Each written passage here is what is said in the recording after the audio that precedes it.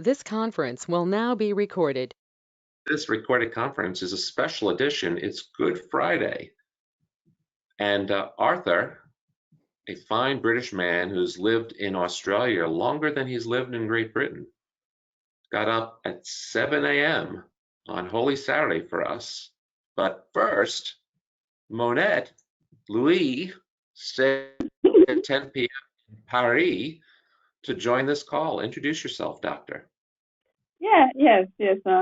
So I have a background in medical science, and with I would say I start in oncology. Yeah, of course I have the whole background, physiology, anatomy, and so on and so forth, microbiology. But I have I do my PhD in oncology laboratory, and of course a lot of chemistry. We develop molecule and we test them for in vitro for in cancer lines. And after that I go to the biotech industry when I start as quality management manager, quality assurance manager for in vitro diagnostic device. We manufacturing HLA typing kit. And from that point, I go to clinical research organization where we offer service to pharmaceutical companies. And currently, I'm working at the manufacturer side from service provider. Now I am at the manufacturer side doing regulatory affairs worldwide. And of course, we have products sold in Australia. I say, yes, this is a good time to join the team. to hear about regulatory Monette affairs. is one of my newer friends, Mhm. a Yes. newly minted 10X alumna, and she got in right under the COVID deadline where we snuck in one conference in London before everyone was sent home, and not my fault. So Well, with that, Monette, nice to meet you, Monette. You live in one of my favorite cities. So, Joe, I don't know how often you've been to Paris, but I got some good friends there and some clients, and I was there a couple of years ago visiting a client who's based in a hospital about a couple of miles out of the center of Paris, and I walked from their place into the Ile-de-France, and you go past the Pantheon. And you got to love the French. They have this museum, the Pantheon, which is in this glorious old cathedral, and it celebrates the great thinkers of France. And underneath there's a crypt with the coffins of the Curie, both of the Curies, with Voltaire, with all these incredible people, and it's a massive,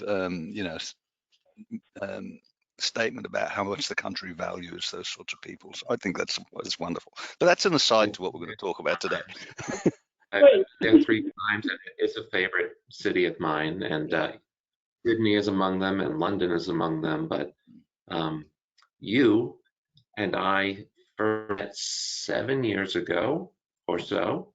We met through the medical devices group, and I even bamboozled you into paying me tens of thousands of dollars to help you launch your decision. I have also I ran to the bank and cashed it before I thought to check my balance. But we launched the Asia Pacific MedTech Summit. Yeah, Asia Pacific Device back Summit. in 2014.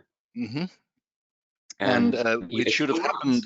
Yeah, it should have happened just a couple of weeks ago in Orange County. And we had to pull the pin on it, unfortunately, because it was just after the international travel bans came in. So we've put that off for a while. My 10X was to be on Tuesday, so I feel your pain. Yeah, so amazing. So we want to talk about regulators, TGA. So before I begin, I'm going to ask Larry a little bit about your background with FDA and what you actually did. I'm just curious. So before I say anything about FDA. Well, I started with FDA in 1972 as a very young guy. And in 1982, I left FDA and I went into the medical device industry and worked in regulatory, clinical, and quality. During my first term with FDA, I was an investigator, a public health educator, and the job that got me out of FDA is they made me a small business representative for the new medical device law and taught me all about it. And I took that knowledge, went into industry. I went back to FDA in 2000. I was a device investigator and did that for a couple of years. Then I was a compliance officer, and that's the person that reviews the investigation reports and makes recommendations. I spent some time in the center back in Washington on detail, working in their Office of Compliance and their clinical section of that. And for 5 years, I ran the import division of FDA out in California. So I got a diverse experience. In 2011, I said it's time to go out and sell this knowledge to people who need to know about FDA from somebody who also understands the industry. Right. Yeah. Well, it's interesting. I got a similar story. Maybe Joe, I'll just talk about my background briefly as an introduction. So the first little snippet of information is that I started life as a zoologist. Well, I didn't start life. I started my professional career as a zoologist, and I realized rapidly that job opportunities for zoologists weren't great. In fact, The Economist magazine publishes a league table every year of employability of graduates based on number in work a year out of graduating, and zoologists came second bottom of the list. The only people less employable were those with primary undergraduate degrees in philosophy. And there was only one job, and that guy Attenborough still got it. So so I went looking for something else and went straight from a PhD in animal biomechanics into a materials technology department, chock full of twin screw extruders and injection molding machines and things, where I was working on composite materials to replace the bones and joints that I'd been studying before. So that's how I got into medical devices. And then had a career in research and in a couple of startups, and then went to work for TGA to run the regulatory laboratory, the Therapeutic Goods Administration in Canberra. So I ran the biomaterials and engineering labs for a while, and I had the same experience as you. When you move into a regulatory agency, you get moved around. And so I then ended up as head of devices registration and approvals, which is TGA's equivalent of head of ODE, and was signing off on device approvals for a while. And then I got a call from the university saying, "Hey, remember that those materials you were part of inventing? We've sold the IP and we want to pay you the royalties." And that allowed me to go off and capitalize a consulting company, and that's what I've been doing ever since for the last 20 odd years now. So that's my my background very quickly. But underneath, I'm a biomaterial scientist. That's my first love, and I still spend a lot of time in that. I'm the second longest standing member of the ISO committee that writes all the biocompatibility and the clinical trial standards. Sorry, second oldest. Man, now there's a few wiser heads in there than me. But I've been doing that for 27 years. I didn't remember the part where you were embedded in TGA for so long. How many years in total? 5 years. So half the time that Larry spent at FDA, 5 years. That's long enough. Yeah, but it's a very different agency to the FDA. So TGA is much smaller. So the TGA sits outside of Canberra, like FDA's moved out to a campus outside of town. TGA's the same. It's got about 600 or 700 people in the entire agency, and the devices cohort. I wrote a submission for a Senate inquiry a few years ago and said, look, you've got to realize we can't regulate in the same way that a big agency like FDA does, because FDA's got 1,500 it was then. It's about 1,800 in the Center for Devices in CDRH. If you look at all the big European notified bodies and the common authorities, there's probably close to 5,000 people amongst all of those. And TGA's got about 100 in the devices program, and yet we've still got all the same stuff that the citizens expect to get, that you can get in New York or London or whatever. There's currently 58,000 separate registrations on the Australian Register of Therapeutic Goods, and they're grouped, so that represents a whole lot more than 58,000 devices, and you've got 100 people. And I had the head of devices come up to me a couple of weeks later after that Senate inquiry had finished. He said, your submission caused us some grief. We got to please explain from the minister, what do you mean you've only got 100? And we did a head count, we could only find 70 bodies. So, it's a small agency. It's bigger than that now. It's a little over 100, but it's still very small, which makes it a different kind of agency to deal with. So, you've got fewer folks to deal with. You tend to build relationships which can stick a lot longer, and things can be a whole lot less regimented than they can in a big agency where necessarily FDA's just got so much information going backwards and forwards. They've got to be very systematic about it. The title of your talk today is How to Work with TGA Today, suggesting that it's somehow different now. And I would guide you to tell us stories that will be either relevant for someone who wants to have approval/clearance in Australia/New Zealand, I think is their jurisdiction, right? New Zealand's separate, yeah. So TGA is strictly Australia? Yeah. There was an attempt to form a joint agency about 8-9 years ago, and it founded on the strong opposition from the traditional medicines industry in New Zealand, who didn't want to be regulated in the way that was going to work. Okay. So that was mainly around Maori traditional medicines. They had a big pushback.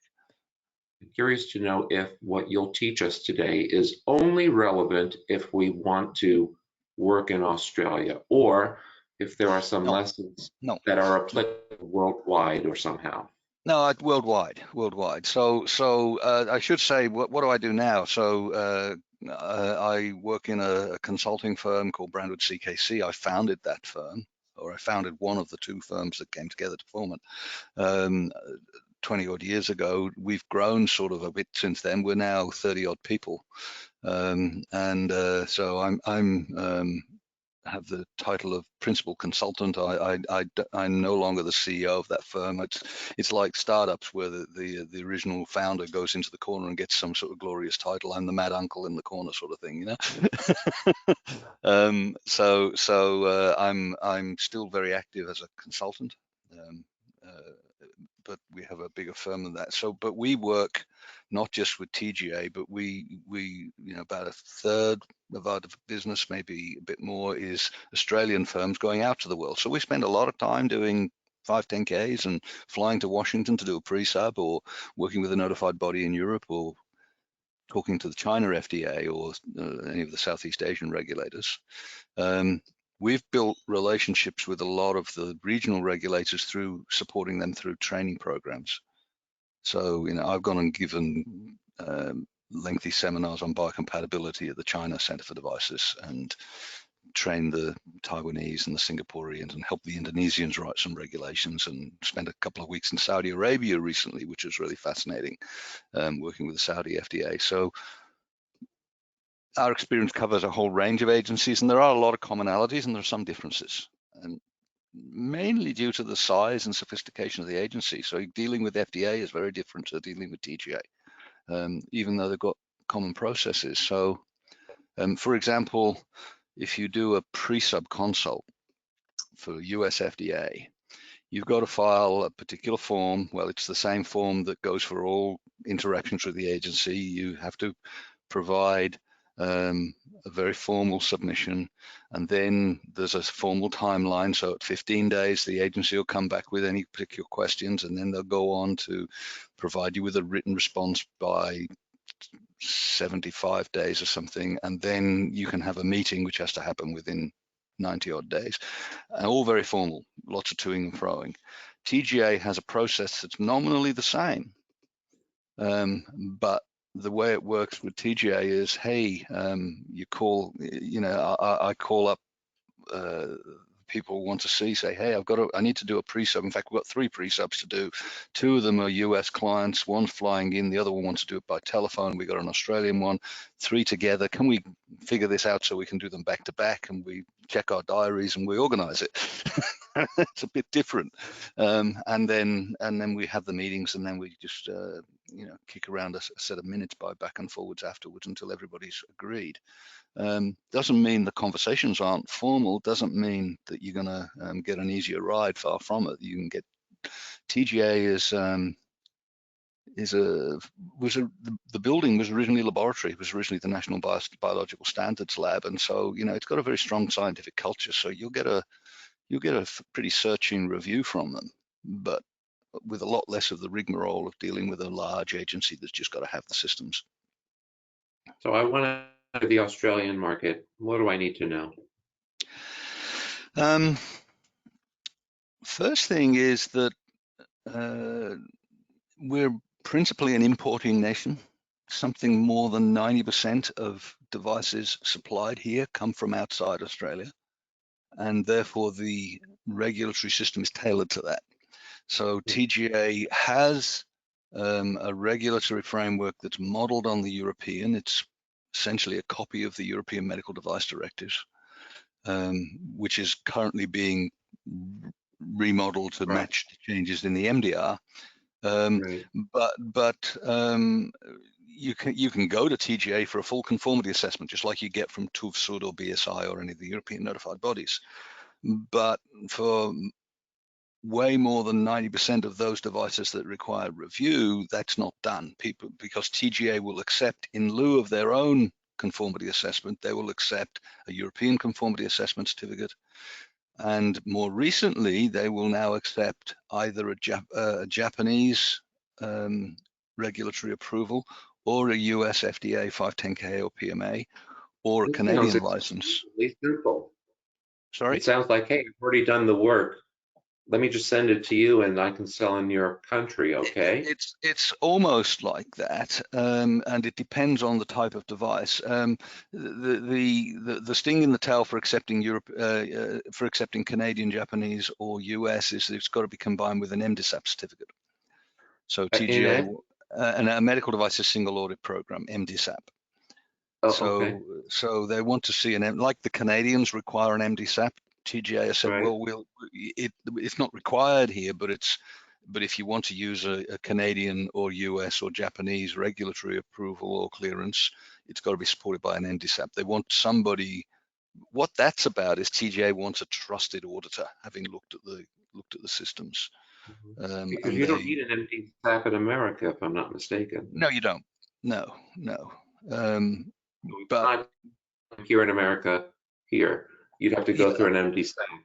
Yeah, because the Australian regulatory system has at the heart of it a regulatory audit, like the European system does. And the challenge in the US is that for most of the devices, they go through 510K, and then there's a registration and listing process, and they may not be audited for sometimes some years afterwards. And so nobody's been audited, and therefore TGA doesn't accept the 510K on its own. They want to see a 510K plus the MDSAP certificate. Is that hard? I think it is, right? MDSAPs are not a breeze. MDSAP is not a breeze. No, it's not a breeze. It's not as hard as many people would have you believe. So MDSAP is ISO 13485 plus is the best way of describing it. So it's a 13485 audit, which is the medical devices quality systems, plus the auditor will review that you have the systems to capture the regulatory compliance within your quality.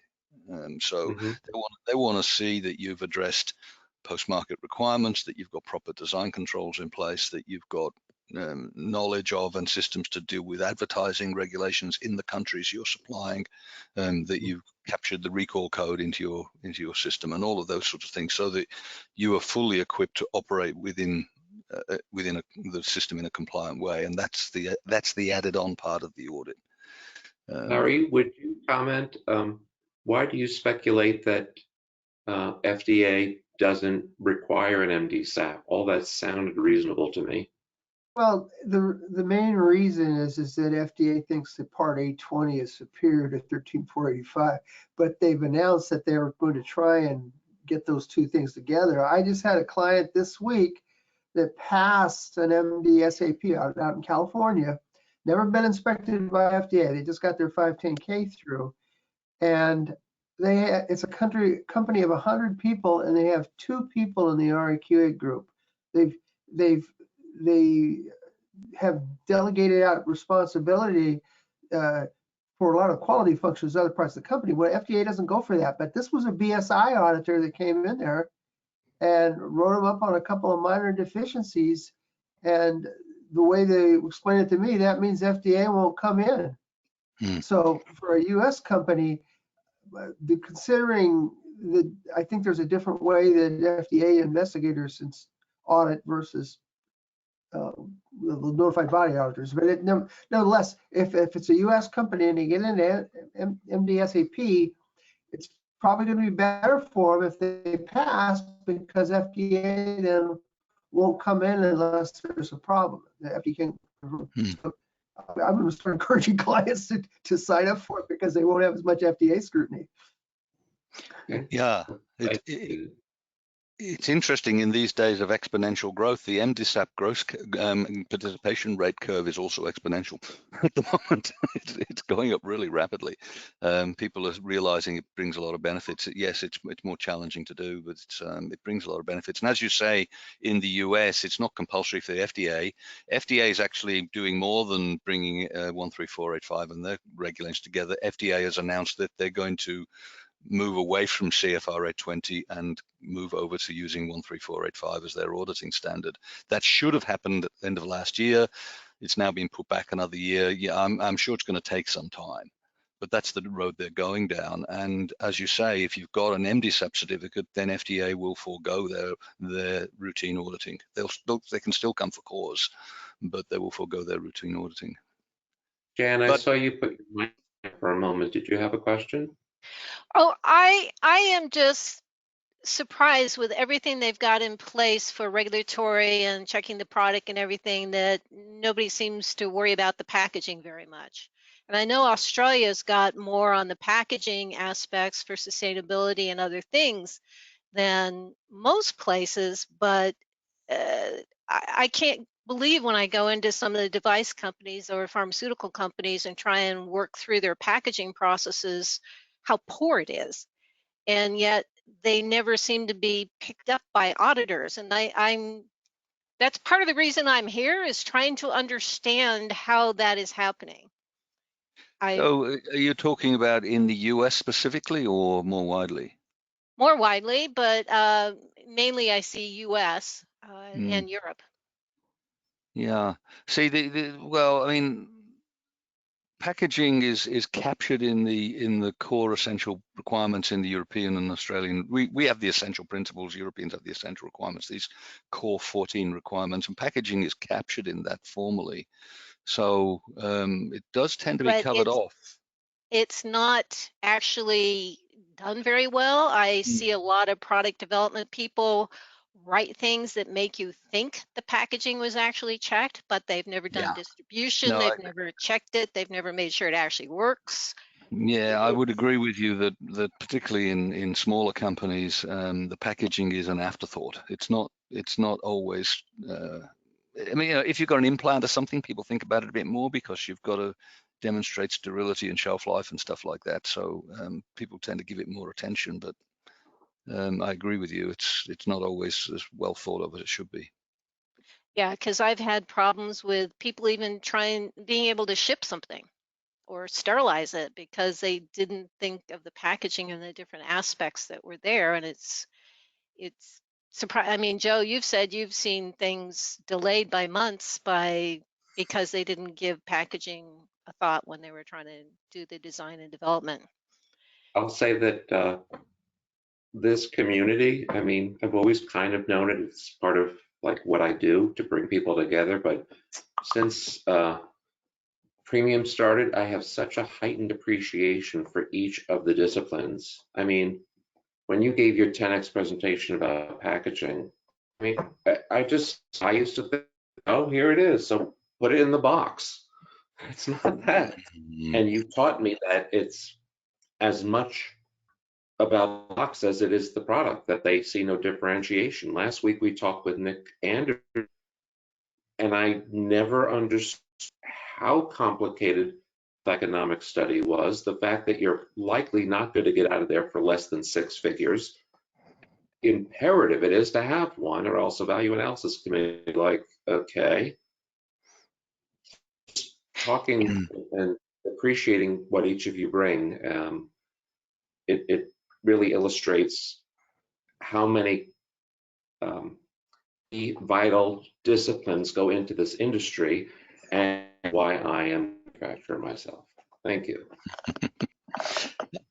We just on the subject of packaging. I mean, one of the areas I've gotten into a few times, different projects over the years, is packaging and sterilizing things that don't like to be sterilized. You know, Yes. where you've got stuff that for various reasons is badly affected by the sterilization process, and so validating soft cycles where you're not pulling a full vacuum, or validating things that get cooked by the irradiation process and things like that. And it can be done, but it's not easy. And that's when people, you know, say, well, we've got to comply with the sterilization. You've got to do a standard sterilization dose. You know, there are a bunch of standards, and they don't understand that it is possible within regulation to go outside of the standards. You just got to make the case. You know, so it's an interesting. It's been fun because part of the packaging stuff is knowing what materials can be sterilized with what processes, which means that when people get to know me, I actually get pulled into product development to make sure their materials are being used properly so they don't fall apart when they're doing different sterilization methods. And it's Well, Joe, interesting. this has been a useful call already, because immediately afterwards I want to have a chat with Jan on a current project for a real challenge. Let's come back to TGA. So look, business thing, and that's in case anyone later, because I get this a lot about 10x and about this. Some people come with an expectation that there is value if I get a client. And without a client, it's like, okay, were you having a call? What? To those of you who might be listening, that's why, because Jan said something smart that resonated with Arthur, and that is better than any, I know a gal that I'm ever going to be able to pull off. So, Arthur, teach Well, us more. I did get to work on cold chain once, where I kept us from having to spend $125 a shipment and got it down to 25. So that was pretty good. And she invented corn. Try doing cold chain when you got to deal with China customs. Oh, I can't believe what's happened to some of the shipments out there. I think Thailand was my worst, though, when they stuck things on the back of a bike. Pedaled for 4 hours. Oh, you've not traveled by It's Song a heck of a time with your connectivity, and on and off and on and off. I think it's a French thing, frankly. She's had a From a nut. Monette has. Yeah, and you keep going in and out too on. I do? Yeah, Yeah, at least for me. I shut off my sound, but she's like fallen off the face and then she's come back. When I go like this, it's because you're cutting out while you're talking. Oh. Yeah, you're breaking in and out a bit at times. It is stretched globally now, so I've been getting a lot more. You might want to turn off your webcams. And I'm like, no, I look too good, you know? So Arthur, teach us more things. Yeah, so I wanted to just go back to that, you know, TGA accepting international evidence. So what they do is they do that in a risk-based way, according to device class. And for the lowest risk devices, for the 2As or the 1 steriles and things like that, and non-implantable 2Bs, the only thing they will do is verify the authenticity of the certificate. So if you bring a CE certificate, for example, which is what most people do, TGA will verify the authenticity of that certificate, and then they'll register your product. So they'll not do any further regulatory review, and that process can be very quick. Typically, we tell people expect to take them to take a week or two to verify the certificate, and that's simply because it's one person doing that job, and if they are not in that week or on leave, then you'll wait. And then when you submit your application, same deal, depends on how long it goes through the queue, but we've had some very quick approvals. Our record is 24 hours to have a Class 2B device put on the register. And that's because it's an Oracle database which gets updated overnight, you know, and they update the database once you've paid your credit card bill for their fees. But for low-risk devices, that's basically the regulatory path in Australia. Bring your certificate. They take a few weeks to go through the administrative check that those certificates are valid, and then you can apply for anything that's within the scope. It's on the register. What they do. Sorry? Alan's mic went on. You had a question? I had just two quick questions that I think will be pretty fast to answer. One was, so if I have a CE mark, is that pretty much gain me access to the Australian market? Okay. Correct. And the second question was, where can you find the user fees for the basically submitting to the Australian market? It's all very clearly out on the TGA website. If you just Google TGA user fees, you'll see it. But to give you an idea, if you go for a full conformity assessment like you do with a European notified body, that's going to cost you about just over 50,000 Australian dollars, and another 30,000 if you have to do a design assessment for Class 3. If you go for a low risk Class 1, it's going to cost you about $600 to notify. You still got to register, but it's a notification. For a Class 2A and above, up to Class 3s, which are supported by a CE certificate, it's somewhere between $2,000 and $10,000, depending on the level of review that takes place. And the higher end of that is where TGA will do what's called an application audit, and that's for the implantable Class 2Bs and all the Class 3s and active implants. And what they do there is they will accept your CE certificate and verify it, and then they will call in under a formal process the clinical evaluation report, the high-level risk management report, and the labeling, and they'll review those things. So there's a second. It's called an application audit, but it's not a factory inspection. It's a desktop review of the key high-level parts of the technical file, and that can take several months because they'll come back with searching questions and they'll start to drill down and ask for a few other things. And the main cause of failure, sort of 60-70% of failures, is inadequate clinical evidence. So that's basically how it works for most things that come into Australia.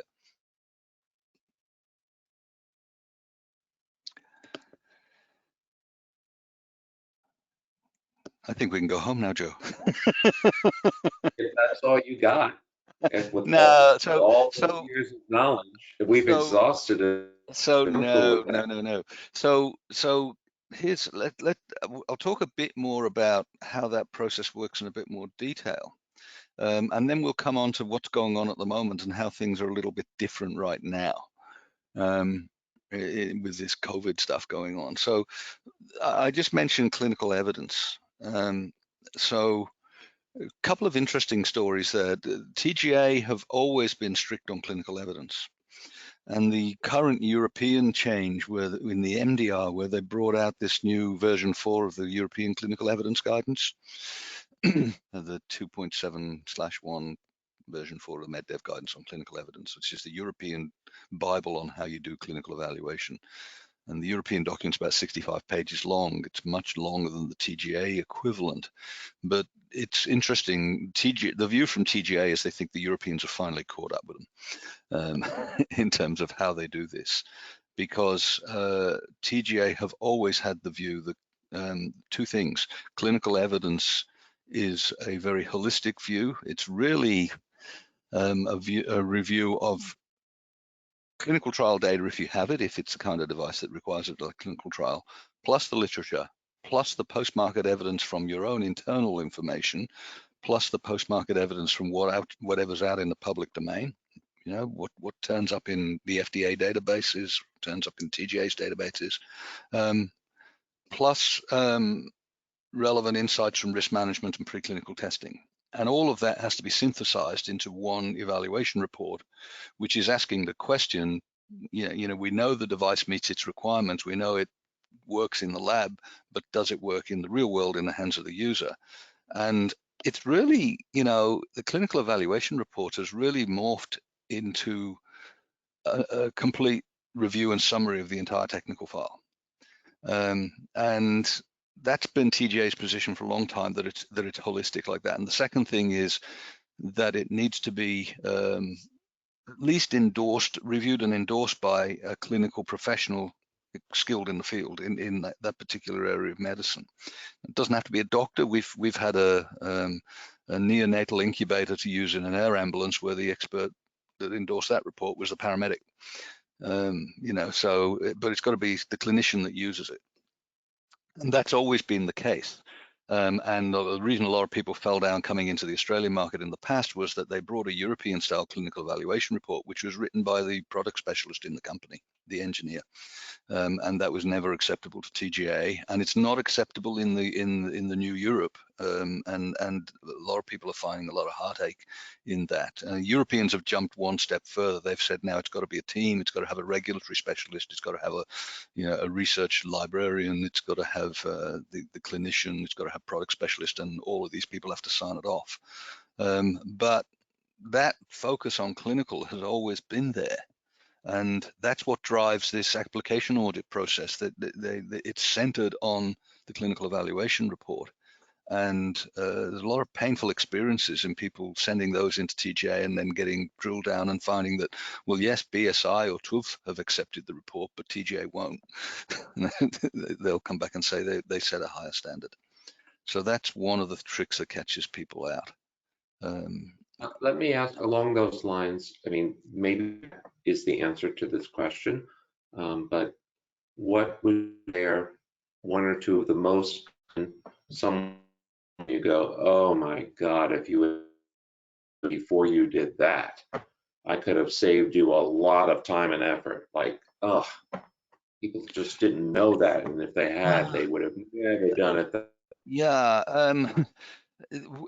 Well, a couple of things. Let's draw on something that's come out of US. So one of the things that's now in clinical evaluations in both the Australian and the European and in China as well, they've all built on the same model, is the whole idea of a predicate device that came out of the 510K process in the US is now embedded in the European and global regulations, but it hides within the clinical evaluation. So the clinical evaluation report has to include a predicate comparison these days. So you have to pick something in the market and compare your device to what you see as the gold standard current devices in the market. People get caught out by either not doing that or being sloppy about it and picking something that's got a poor record. You know, and I've seen that happen a lot. So careful choice of what you compare with is really important. You know, I see people fall down on that a lot. But also just not getting across the real world evidence, the post-market history of devices properly, and being honest about that, and providing a warts and all review. TGA says you need to, you know, you need to cover all of the evidence and be balanced.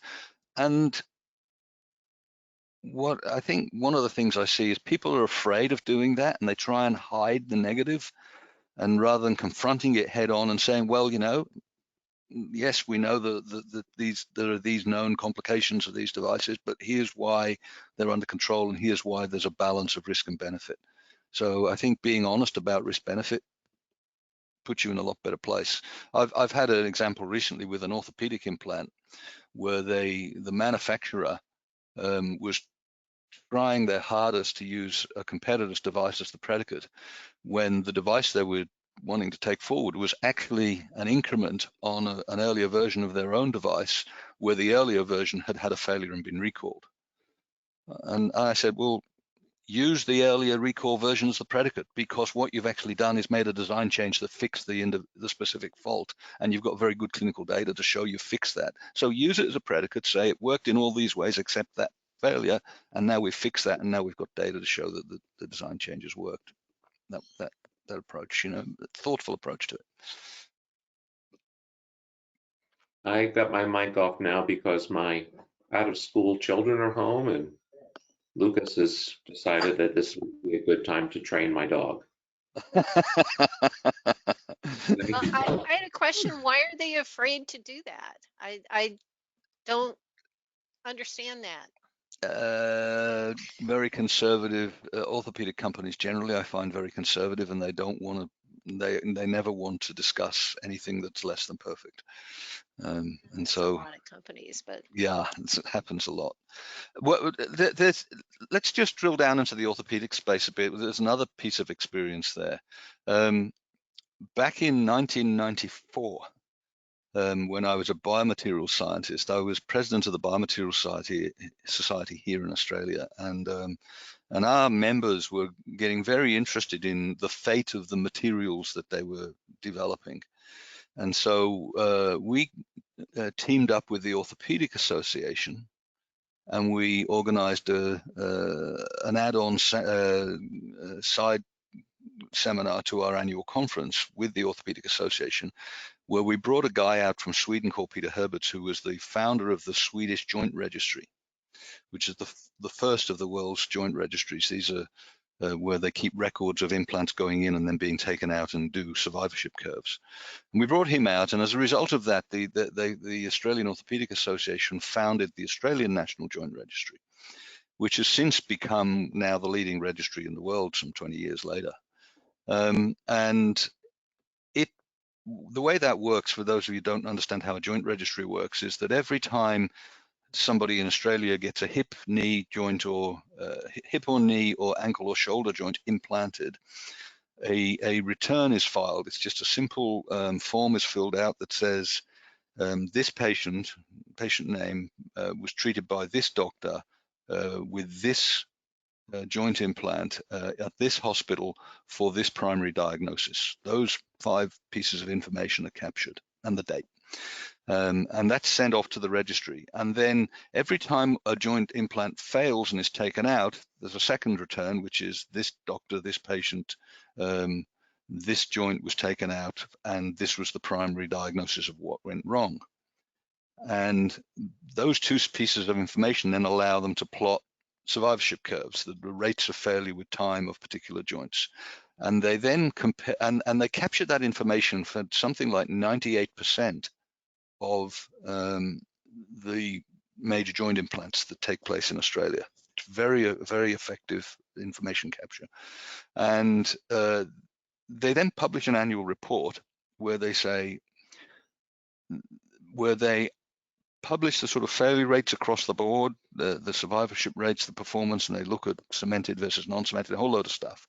But they also identify individual prostheses which fail at a rate at least double that of their peers, that of the similar devices. So for all conventional hip prostheses, any model of conventional hip prostheses that has a hazard ratio, as it's called, which is more than 2, in other words, fails at more than twice the rate, it's just identified.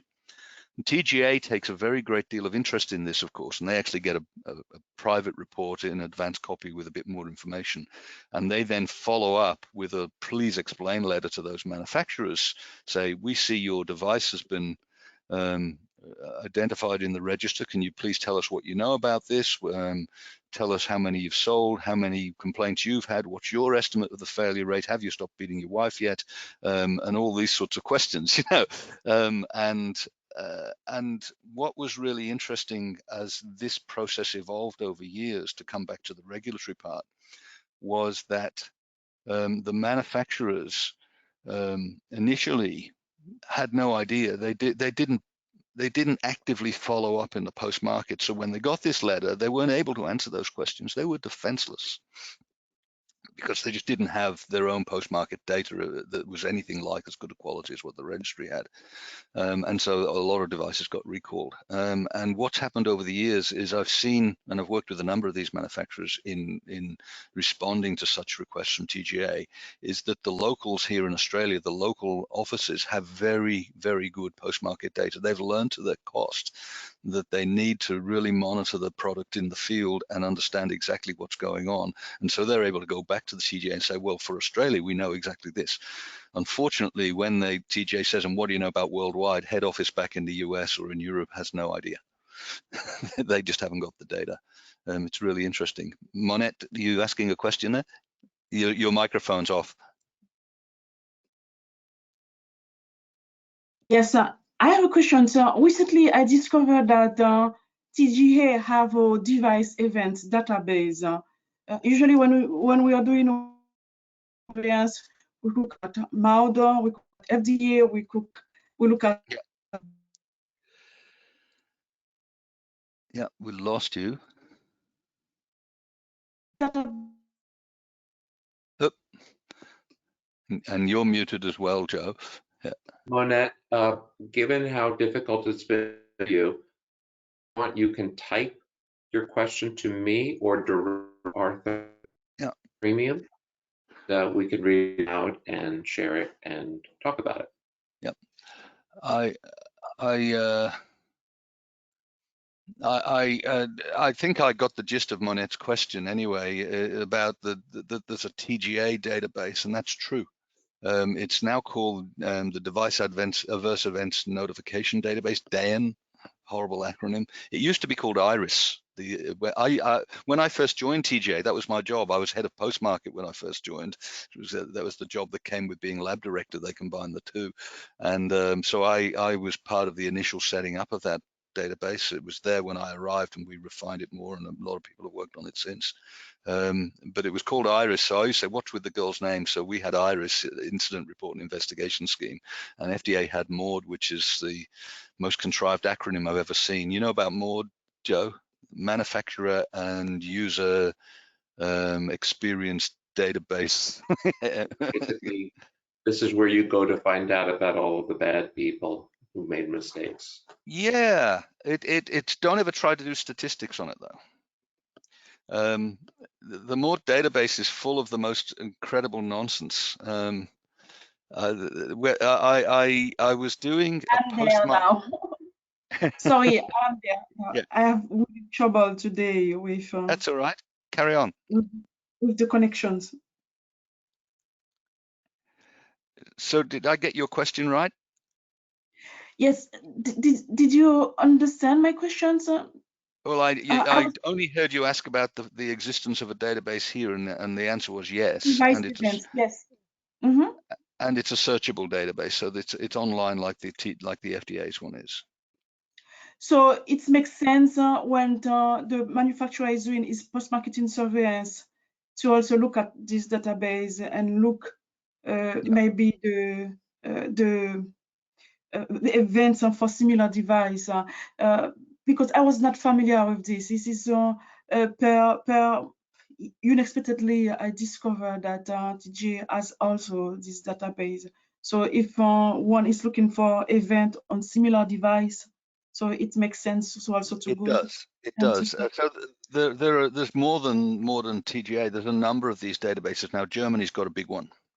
So there are several of these databases around, and it's good to look at them. But you have to be careful how you use them. So don't try and do statistics, because the reporting rates are all over the place. So you don't know what the denominator really is. But what they are particularly useful for is to line up what you predict in your risk assessment. When you do your risk assessment exercise and the hazard analysis, your engineers dream up and do their best job of figuring out what might go wrong with the device. It's really instructive to go to these adverse event databases and just look at what actually goes wrong in the field with similar devices. And it's a really useful reality check, not to look at the rates. The rates don't mean much, but just look at what's reported. And so you can see what's really going on in the real world. I'll give you an example of why the rates are sometimes crazy. I was doing a pulling together a clinical evidence report for an Australian manufacturer of a dental device once, prior to going into Europe and the US. And so I went to the dental part of the MORD database and started searching dental devices. And I suddenly realized that there was one particular device which swamped all others, had very large numbers of adverse event reports. And it was, and I'll name it, it was the Polydent dental cement from Reckitt Benckiser. And I couldn't understand why this stuff was so dangerous until I started reading the reports. And this was a long time ago. This was nearly 20 years ago. So I suspect things have changed with them since. But, you know, Polydent dental cement, the main customers are elderly patients with dentures. The company in those days had a 1-800 number where you could call up and give feedback, praise the product or whatever, and if you did that, they would give you a free sample. And what happens when you've got a large population of patients who are sitting at home, elderly retirees, and you give them a free phone number to call? They call it. They call for a chat. So they have this call center taking these calls, and they obviously had a combination of that with a regulatory counsel in-house who'd said anything that mentions FDA has to be reported to FDA, because the MORD database is full of reports from that company that say something like, Stan from Memphis called. Stan loves the mint flavored Polydent, praised it highly, and was very pleased to receive a gift from us of a sample. Stan's a war veteran. He has a shrapnel in his knee, and his knee's been plaguing him a lot recently. And when he went to the doctor, he had they realized he got advanced osteoarthritis in his knee and also in the hip, and therefore he's been scheduled for a knee and a hip replacement. As part of the workup for the knee and hip replacement, it was detected that he had an abnormal ECG, and under further investigation, it turned out he had a valvular disease, plus atherosclerosis. So we're reporting cases of atherosclerosis, heart valve disease, and osteoarthritis in conjunction with use of dental cement. So, and it's full of these. And there's even, you know, Doris from Los Angeles called, and Doris's mate Phoebe down the street likes the strawberry flavor, and Phoebe slipped on the stoop last week and broke her neck of femur, and we're reporting fractured neck of femur in association with use of strawberry dental cement. Yeah, so the database is full of nonsense, which is why you can't do statistics on it, but it's still got useful stuff if you ignore the lady falling on the stoop. You're very much entertaining my friend Rick. This thing. I can see him laughing. Yes. You see this sort of stuff in your design projects, Rick? You're muted.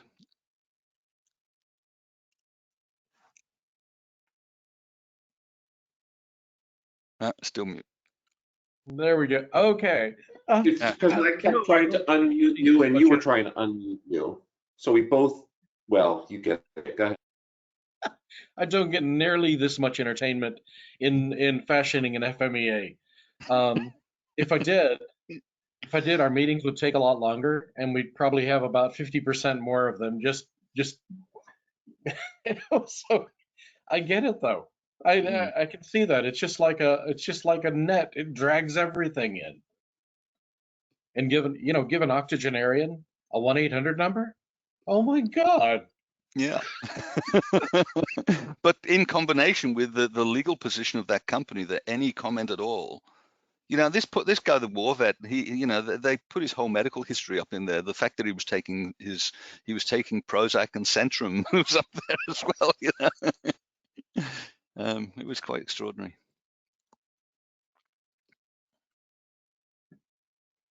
You know, one thing that is kind of relevant is just great to know the kind of information that goes in, and that's why somebody would go, "Hey, Rick, you're a designer. Why in the world are you listening in on a conversation like this?" And it's because the way these things are processed and perceived really has a huge effect. I've had design decisions that I changed from one recommendation to another simply because I was aware of what the regulatory uh, feedback on those two kinds of changes would be and the level of scrutiny that would be involved. So, so when I get one of these things, I was a little late for this meeting, but when I get one of these things, I always try and listen in because that's my 10x experience, perspective. And it's just understanding what all these other things are. And that's one of the reasons why that's one of the reasons why I can get my fees is because I bring this kind of information into a group that often doesn't have it. You talk about perspective, and I'd like to touch on getting down into the weeds a bit in design engineers. And I find that your average design engineering group in a startup especially are usually very fresh-faced, very enthusiastic, and have no perspective. And the curious thing that I find brings is that they are incredibly over conservative, and so they sit there and they dream up risks and probabilities of failure which are way overestimated, and estimates of severity which are far too severe, and they jump at shadows all over the place, and you have to dial it all back. And do you find that, Rick? Do you see that? I see two things. I do see the inability to sort the wheat from the chaff, and so they'll and on the FMEAs, the way they've evolved in medical, a lot of times the occurrence has been dropped out, or we're really only looking at two factors. And if I were doing an FMEA for a medical product, I would actually do a full FMEA and then eliminate a couple of comments and make compensatory changes in some of the columns tend to be the ones to the right in severity. So I would have occurrence affecting severity a little bit because very often it's eliminated from medical FMEAs. But the other thing that I see is there are entire areas where a typical thing, a conversation that'll probably result in business starting hopefully next week. And it's typical that they'll have a young engineer because they can get them fairly economically and they'll be bright and good people, but they won't have the experience. And sometimes they won't know the things to look for. A tiny example being one engineer wanted to have his document of record be a SolidWorks database. And I explained to him what validating SolidWorks would look like. And I explained to him that some of these files can change a little depending on how you open them up and have multiple configurations. And I said, you want the dumbest solid model you can get, and that'll be exported out of it. And for his drawings, no, PDF, something that's unchangeable, something where, oh, do you want to audit it? Here's our record of PDFs. But if you don't understand the regulatory, then you simply won't see it. You'll walk right into that. You walk right into that chuck hole and break your ankle. Yeah, I see that all the time. I see both. And you should see when I try and get them to put the packaging into the FMEAs because they want to try and skip that. I knew that. That was the other thing I was going to say is that you see all this incredible conservatism, but then they miss the obvious, like packaging. Diagnostics is great. I've been doing some work for some fairly well-known names in Silicon Valley with diagnostics devices, and they come forward with all sorts of worries about making the patient anxious and stuff like that. And yet they have nowhere in their risk assessment any consideration of the impact of a false negative. Because as far as they're concerned, their device will never have a false negative. It's perfect. Things like that. So it's interesting. Let's talk about what's happening right now, though, Joe. We haven't yet. Nobody's mentioned the C word yet, COVID. So that's been really interesting. In the absence, I'm actually running Brent, who theoretically could bring his remote patient monitoring device for urology into Australia at some point. So I would want to make that introduction. But in the absence of that, being Good Friday, maybe we'll wrap with this. Yeah, okay, so just talk about this briefly. Yeah, but we won't take lots of questions because our calls No. typically go 75 to 90 minutes, but maybe just a little shorter today. Okay, sure. So it's quite one thing that's been very gratifying is that because of the need to move incredibly quickly, TGA has been extraordinarily flexible. I mean, they've always been a very approachable agency. If you build there's not that many people to get to know, so it's possible to just call them up, and that's been great right now. And as I've had a number of conversations over the last couple of weeks with the head of devices and some of the senior team there, where we were able to just negotiate on a phone call an approach to something, and they'll say, yeah, we understand that's a really important device, we want to bring it forward. They haven't got manufacturing set up yet. Get what you've got into us, send it in, we'll look at it, and as they get the manufacturing established, we can look at that and see if it's good enough. So that's been really good, the amazing flexibility and the willingness to do that. And the other, is that their equivalent of emergency use authorization? Yeah, so well, they've done that. So they have issued a number of orders. The way it works here is the TGA has no concept of enforcement discretion. That doesn't work here. So if the rule is there, they have to apply the rule. Sorry?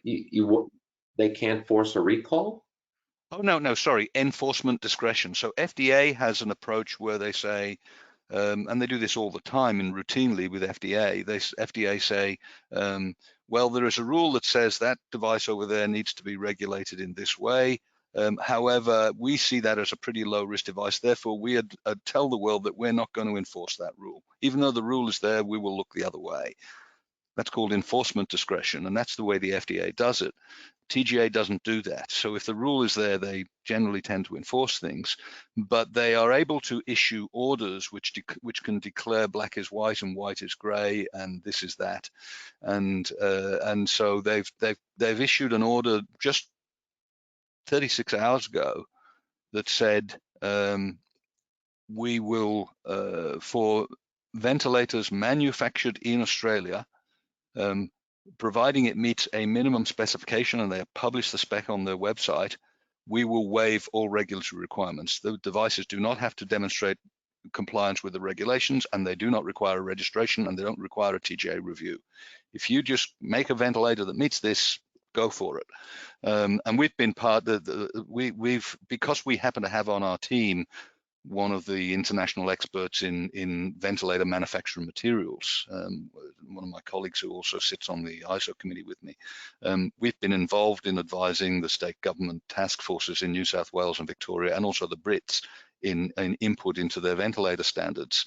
And so, what they've done is they've gone out, they've very quickly found the experts, pull together a minimum spec based on what the UK did and the FDA have done. All those agencies have talked to each other and produced and said, here's what a minimally competent ventilator, invasive ventilator looks like. If you make one that meets this spec, we're not going to trouble you. And they did that very, very quickly.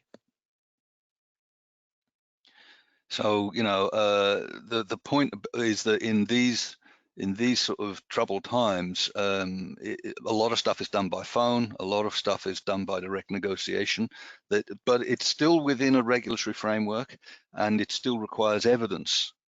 So a lot of people wanting to get in front of the TGA and say, we want to get our latest test approved quickly, can we have priority treatment?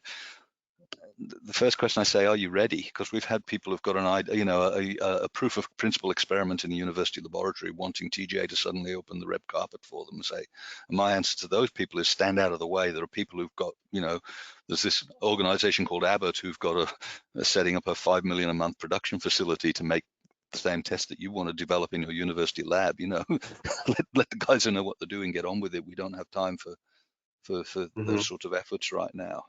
But it's a different way of working right now. And if I'm given to understand that Australia got the plague of locusts in the form of terrible fires this year. Oh, yes. Unspeakably bad, but somehow you've been spared this plague. We've virus? got it, of course. We're under lockdown, as we call it. You guys call it shelter in place. That American language. I did a pre-sub with TGA just before we went into lockdown, but California was already doing that, and so TGA were very flexible. To give you an idea, that we had a scheduled meeting where people were meant to fly from the US, and they were bringing their experts in and so on. It was a Californian company, and the entire thing. I drove down to Canberra because by then they were already starting to get careful about exposure here. So we chose to drive to the agency. Two of us went down by car. It's about 3 or 4 hours drive from here. And we sat in a room with 2 or 3 TGA people, appropriately distanced, and then they had another 12 people on the line, of which 6 or 7 were sheltering in place in various parts of California, coming in from home offices, 1 in Singapore, and then a few TGA people from around the place, all done by telephone in the days coming up before it. So they're pretty cooperative, but evidence is still king. In God we trust, all others bring data, as they say at the FDA, and it's very true for TGA. Brent, I made a special ringy ding out to you to. I have one question. The Dr. Louis has a question, so you'll just have to wait, Dr. Lang. Yeah, it's the regulation in New Zealand. It's similar to Australia. When I'm going to register in New Zealand, do I have special requirement, or they are quasi on the? Yeah, I'll be as brief as I can. There's a strange nuance, but the outcome. I'll tell you the outcome first. The outcome is that New Zealand has a database where you register, you notify your device, and providing you have a certificate from one of the major international regulators, that's all you need to do is provide that certificate, and then you go forward. New Zealand have this thing called the Web Assisted Notification Database. It's a clone of the TGA's register, and it was prepared at the time when they were trying to set up a joint agency. The joint agency initiative fell over, but left TGA with a copy of Australia's register, and they've continued to use that register. And the current requirement in New Zealand is simply that you notify within 30 days retrospectively of your first supply. And you file a notification on that database. It has to be done by a local entity. They are changing the Medicines Act right now, and that requirement will change to make it mandatory that you have a conformity assessment in place. But really interesting, they've said we will make it mandatory that all the same requirements that apply in Australia now apply in New Zealand, but they will not have capacity to do the assessments themselves. Therefore, you need to bring one from somebody else, because the staffing for medical devices in MedSafe is probably less than 10, maybe less than 5. So that's the size of the agency there. And so basically, they just have a database, and you put your 510K or your CE or your TGA approval or your Japanese or Canadian license onto that database, and you go forward and market. That's New Zealand regulatory. Okay, thank you. Dr. Lang? Yes, good afternoon. Good afternoon. Calling in from Denver. We're on stay at home. We don't call it lockdown, we call it stay at home. We've been on stay at home now for 3 weeks, meaning you can go out, but you need to go out for essential errands, and we have a number of essential businesses that are remain to be open. In fact, what we do up in Boulder is produce medical products, medical devices, and so we're considered essential. So we haven't been shut down yet. Well, I thought you might tell them just a tiny bit, or I will for you, that Brent's genius invention. He's a many-year gynecologist, delivered thousands of children. He is a urogynecologist, and he's invented what is the first and only remote patient monitoring device for urology. And I typed, and I said, "Are you thinking about Australia?" And he says, "That's a nice English-speaking market, so sure." So I said, "Well, at least jump on long enough to meet my friend." So he's here. We began the project to deal with a obvious need in urology and urogynecology to be able to accurately and objectively track voiding data. In the last 2 weeks, we have been besieged by healthcare systems and other companies who want to take the ability to measure urine output accurately in real time in the ambulatory and home environment and then move it into some responses for the COVID-19 crisis. You know, being able to maybe discharge patients from hospitals sooner, and maybe more importantly, to keep those high-risk patients, that's the patients with CHF and CKD and chronic medical conditions, at home and out of infection danger for as long as possible. So we're right now actually in the process of trying to react to that and set up a structure to move forward in the US to utilize it. Interesting. I'm working with a couple of organizations at the moment. One with a telemedicine firm that's doing a bunch of remote monitoring. I know they've got some catheterization equipment as part of that. I don't know if they're doing urology. Be interesting to find out. And another group called Ella Medical, part of George Clinical. So it's quite interesting. There's a group called the George Institute here in Sydney. It's one of the world's leading research institutes in terms of its scientific reputation, but it does public health research in the developing world. And it's affiliated with Oxford and Peking Uni and University of New South Wales. They have a spin-out company called Ella Medical, which is developing the low-cost dialysis. And they are including in that remote monitoring. So really interesting, because it turns out, you know, the one bit of socialized healthcare in the US signed into law by Richard Nixon is the provision of dialysis services in the US for free. And Baxter and Fresenius and others have built huge businesses around servicing that market. But the way that works is that if you are a renal dialysis patient in the US, is that somebody delivers, courtesy of this program, a pallet load of dialysis salts in bags to your garage every few weeks. You know, half a ton of the stuff comes in on a forklift, and you use all the bags. You can't do that in rural India. The costs of shipping all that water around the place just doesn't work. And so they're developing what's effectively a still that you can put a pipe into the local village water supply and turn out through a still and a set of filters some water for injection into a prepackaged set of salts, so that you can deliver peritoneal dialysis in remote communities. And so and then they're building in remote monitoring into that system. So it's quite interesting. So I'd like to talk to you about what you do at some stage, Brent. Yeah, I'd love to. Yeah, I mean, obviously urine output is a critical vital sign. It's a key element to play in anybody who has a fluid balance issue. That'd be your congestive heart failure, your dialysis patient. They follow their urine output very closely to know how much fluid to pull off them. So this was something we actually had wanted to explore 2 or 3 years from now. We've been pulled into the whole response to the crisis and had to move our time frame up by a couple of years. Interesting one.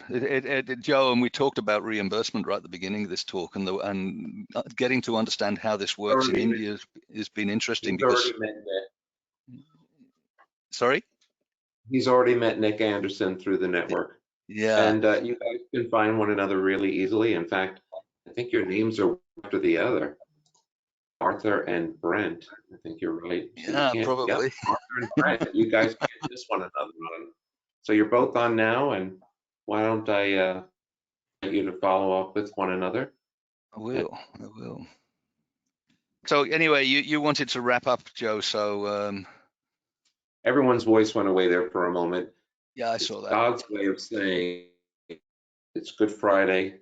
You guys are one name away from one another, and how better to finish a conversation than to be talking about urine discharge. So What I do all day, Joe. holidays. I'll just use that Australian saying saying. Saturday. We appreciate that. And I'm and just it's going to most- finish on an Australianism and say, Joe, you have to be taking the piss. See, Joe, you gotta understand, Queen's English. What? Queen's English. Growing up, I was Oh, born in that's Canada. That's So I'm right. Actually, British college. I'll conclude with the time that I published my most read story ever, money lost. The original was, boy, we lost a lot of money. No, we lost a lot of money, and boy, is my wife pissed.